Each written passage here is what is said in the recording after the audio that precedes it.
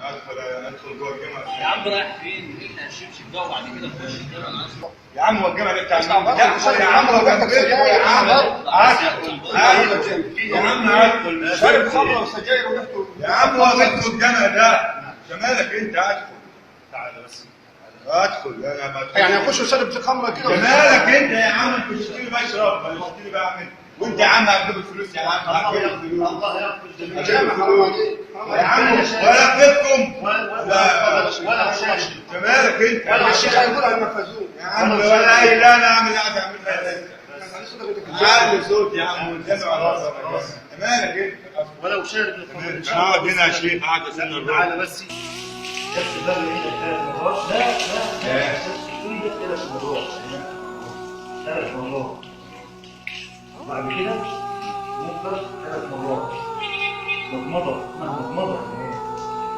الشيخ دخل الجامع شرب خمره وريحته سجاير كان يضرب بالسجاره ليه يقف يقعد عن جهره؟ لا صح يا شيخ لا صح يا شيخ. ما تمشيش معاك يعني. الله أكبر. الحمد لله رب العالمين الرحمن الرحيم مالك يوم الدين. قل يا عبادي الذين أسرفوا على أنفسهم لا تقنطوا من رحمة الله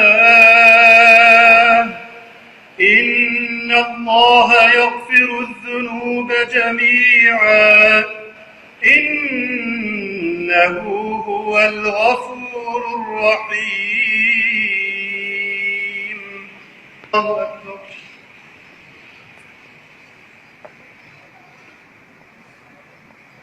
سمع الله لمن حمده.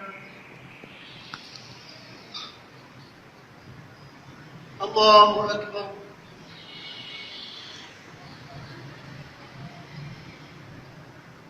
الله أكبر.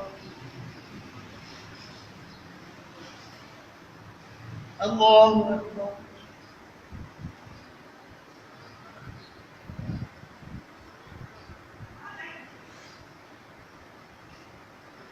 الله أكبر. ولا الضالين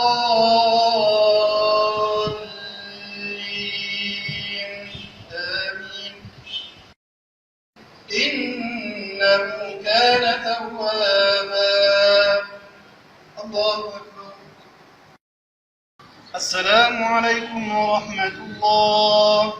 السلام عليكم ورحمة الله. كابتن قلت لي خليه يصلي او ينام في الصلاه. لا بقول فتره يا عم مش كده يا عم. لا اكيد ما نمشي. قوم يا عم من نومك بنوم. وجاءت سكرة الموت بالحق ذلك ما كنت منه تحيد. وجاءت سكرة الموت بالحق ذلك ما كنت منه تحيد. وجاءت سكرة الموت بالحق ذلك ما كنت منه تحيد.